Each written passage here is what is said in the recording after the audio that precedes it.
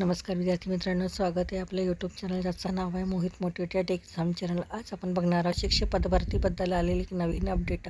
ती अपडेट कोणती आहे, चला तर मग सुरुवात करूया व्हिडिओला. अपडेट अशी आहे, शिक्षकांच्या 418 पदभरतीला हिरवा कंदील. जिल्हा परिषद शाळांमधील शिक्षकांच्या वाढत्या रिक्त जागांचा प्रश्न अखेर मार्गी लागण्याच्या दिशेने आहे. पदभरतीच्या धोरणानुसार 418 सहाय्यक शिक्षकांची भरती करण्याची प्रक्रिया अंतिम टप्प्यात पोहोचली आहे.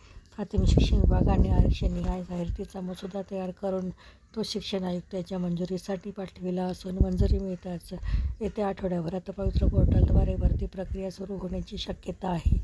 जिल्हा परिषद शाळांमधून मोठ्या प्रमाणावर शिक्षक सेवानिवृत्त होत असल्याने रिक्त पदांची संख्या सातत्याने वाढत आहे.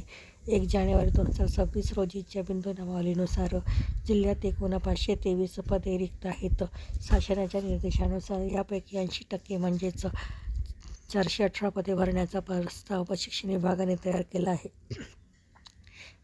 या सर्व जागा सहाय्यक शिक्षकांच्या असून आरक्षणनिहाय जाहिरातीचा मसुदा शिक्षण आयुक्तांकडे मंजुरीसाठी पाठविण्यात आला आहे. दरम्यान बिंदू निश्चित होण्यास लागल्यामुळे ही भरती प्रक्रिया तब्बल 5 वेळा पुढे ढकलावी लागली. त्यामुळे उमेदवारांनी दीर्घकाळ प्रतीक्षा करावी लागली. आता मंजुरी मिळाल्यानंतर शासनाच्या निकषानुसार पवित्र पोर्टलवर ऑनलाईन अर्ज मागविण्यात येणार असून महिन्याभरात संपूर्ण भरती प्रक्रिया पूर्ण करण्याचे नियोजन करण्यात आले आहे. त्यानंतर नव्याने नियुक्त होणारे शिक्षक जिल्हा परिषद शाळांमध्ये रुजू होणार आहेत. तर 75 शिक्षकांचे समायोजन.